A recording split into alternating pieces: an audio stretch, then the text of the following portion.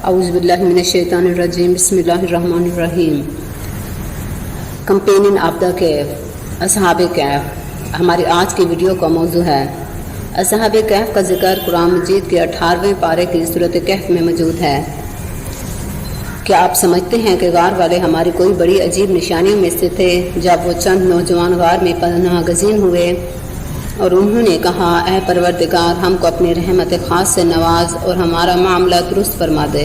تو ہم نے اس غار میں ان کے کانوں پر سال تک نیند کا پردہ ڈال رکھا۔ پھر ہم نے انہیں اٹھایا تاکہ معلوم کریں کہ دونوں فریقین میں سے کون اپنی مدت قیام کا ٹھیک حساب رکھتا ہے۔ سورۃ الکہف آیت نمبر 9-12۔ اصحاب کہف کا قصہ چند نوجوانوں کا قصہ ہے جن کے دلوں نے ایمان کی حلاوت کو پا لیا اور ان کے خلوص نے ان کو اس منزل پر پہنچا دیا جہاں پہنچ کر بندہ کے سامنے دنیا کی ساری نعمتیں اور آسائشیں ہیچ پڑ جاتی ہیں۔ انسان کا دل جب ایمان کی لذت چکھ لیتا ہے تو دنیا کی ساری لذتیں اس کے سامنے پھیکی پڑ جاتی ہیں۔ اصحاب کہف کون تھے؟ یہ چند نوجوان ایک ظالم بادشاہ دقیانوس کے زمانے میں تھے۔ بادشاہ بت پرست تھا اور بت پرستی کی اشاعت کرتا تھا۔ ان نوجوانوں نے سچا دین قبول کر لیا تھا۔ ان کا تعلق اونچے گھرانوں اور عمائدین سلطنت سے تھا۔ یہ نوجوان کس مذہب پر تھے، علماء کا اس پر اختلاف ہے۔ بعض کا خیال ہے کہ یہ نوجوان دین مسیح پر تھے۔ ان نوجوانوں کو دربار میں طلب کیا گیا تو نوجوانوں نے بغیر کسی خوف کے بادشاہ کے روبرو اپنے ایمان کا اعلان کر دیا۔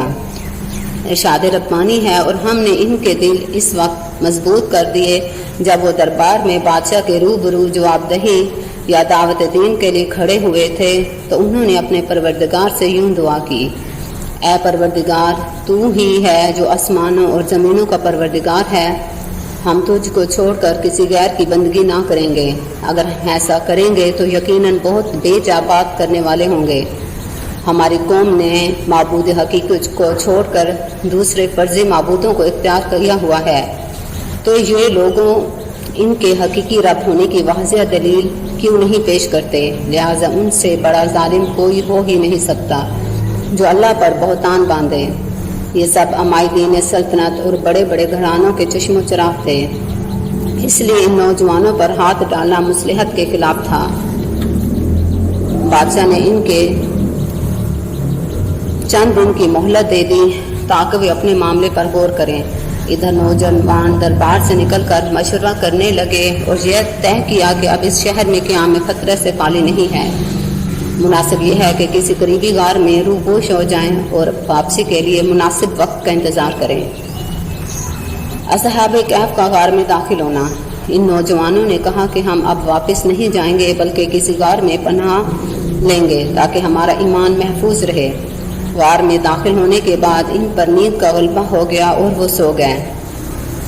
یہ لوگ غار کے اندر ایک کشادہ جگہ پر پہنچ کر لیٹ گئے۔ سورج روزانہ مشرق سے نکلتا اور مغرب میں غروب ہوتا، لیکن ان پر دھوپ نہیں۔ یہ نوجوان ایک بڑی مدت نیند میں سوئے رہے اور ان کا جسم زمین سے لگا ہوا تھا، لہٰذا زمین کے اثرات سے محفوظ رکھنے کے لیے اللہ تعالیٰ ان کی کروٹیں بدل دیتا۔ اصحاب کہف کا نیند سے اٹھ کر اپنے ساتھی کو شہر کی طرف بھیجنا۔ تفسیر قرطبی میں مذکور ہے، جس بادشاہ کے عہد میں اصحاب کہف غار سے نکلے اس کا نام دقیانوس تھا، اور جس زمانے میں اصحاب کہف بیدار ہوئے اس وقت شہر پر ایک نیک صالح بادشاہ تھا جس کا نام بیدوسس تھا۔ قیامت اور مردوں کے دوبارہ زندہ ہونے کے بارے میں شدید اختلاف چل رہا تھا۔ ایک فرقہ قیامت اور مردوں کے دوبارہ زندہ ہونے کا قطعاً منکر تھا۔ بادشاہ ان گمراہ لوگوں کے بارے میں بہت فکر مند رہتا۔ بادشاہ نے عاجزی کے ساتھ اللہ تعالی سے دعا کی، اے اللہ، کوئی ایسی صورت پیدا کر کے ان کا عقیدہ درست ہو جائے۔ اللہ تعالیٰ نے بادشاہ کی دعا قبول کی اور اصحاب کہف کو بیدار کر دیا۔ بیدار ہونے کے بعد نوجوان ایک دوسرے سے کہنے لگے کہ ہم کتنا عرصہ سوئے رہے ہیں۔ ایک نے کہا کہ 1 دن، تو دوسرے نے کہا کہ 1 دن سے کم۔ جب یہ بحث طول پکڑ گئی تو ایک نوجوان نے کہا کہ فضول باتیں چھوڑو اور کھانے کا بندوبست کرو۔ چنانچہ انہوں نے ایک نوجوان کو کھانا لینے کے لیے بھیج دیا۔ نوجوان نے کھانا خرید کر 300 سال کا پرانا سکہ نکال کر دکاندار کو दुकानदार हैरान हो गया कि ये सिक्का इस नौजवान के पास कहाँ से आया। दुकानदार ने ये सिक्का दूसरे दुकानदारों को दिखलाया। सब दुकानदारों ने कहा कि इससे कोई पुराना खजाना मिल गया है, लेकिन नौजवान ने इनकार किया और कहा कि मुझे कोई खजाना नहीं मिला। ये बात बादशाह तक पहुंच गई। बादशाह नेक और साहले इंसान था। बादशाह ने सल्तनत के खजाने में असहाबे कहफ के फरार होने की तख्ती देखी, जिसमें असहाबे कहफ का नाम और इनके फरार होने का किस्सा मज़कूर था। बादशाह बहुत खुश हुआ कि अल्लाह ताला ने इसकी दुआ कबूल कर ली। बादशाह एक बड़े मजमे के साथ गार तक पहुंचा। नौजवान ने कहा कि आप ज़रा ठहरें, मैं अपने साथी को हकीकत हाल से बाखबर कर दूं ताकि वो घबरा ना जाएं। इसके बाद रवायत में इख्तिलाफ है। एक रवायत में है कि जिस वक्त नौजवान ने अपने साथियों को सारा वाक़या सुनाया तो इस वक्त इन सब की वफ़ात हो गई और बादशाह से मुलाकात ना हो सकी। एक और रवायत में है कि मुलाकात के बाद नौजवान ने बादशाह और अहले इलाका से कहा कि अब हम आपसे रुखसत चाहते हैं, और गार के अंदर चले गए और वहीं वफ़ात हो गई। वल्लाहु आलम। बहरहाल जब अहले शहर के सामने कुदरत इलाही का ये अजीब वाक़या ज़ाहिर हो गया कि जिस ज़ात ने 300 साल तक बगैर ग़िज़ा और दीगर साजो सामान के बगैर ज़िंदा रख सकता है, तो इस ज़ात के लिए क्या मुश्किल है कि मरने के बाद इंसानों को माइजिसाम कैसे ज़िंदा नहीं कर सकता। गार में सोने की मुद्दत। सूरत कहफ की आयत नंबर 25 में असहाबे कहफ के सोने की मुद्दत 309 साल बताई गई है। इब्ने कसीर, अबू हयान और कुर्तुबी वगैरह ने भी मुद्दत यही मुकर्रर की है। कुरान करीम ने बयान मुद्दत में पहले 300 साल बयान किया है, फिर फरमाया इन 300 सालों पर 9 ज़्यादा हो गए। पहले 309 नहीं फरमाया। इसका सब हजरात मुफस्सिरीन ने लिखा है।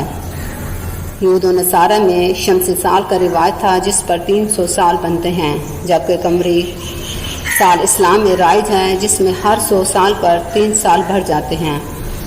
इसलिए इस वाक़े को कुरान ने 309 साल का जिक्र किया है। बाज़ रवायत के मुताबिक ईसाइयों का एक फ़िरका जो याकूबियों के नाम से मसूम था, इनकी तादाद 3, जबकि दूसरा फ़िरका नस्तूरी फ़िरका इनकी तादाद 5 बताता है। इस्लाम और हम के नाज़रीन, अगर आपको वीडियो अच्छी लगी हो तो प्लीज़ लाइक और सब्सक्राइब कर दें। जज़ाकल्लाह।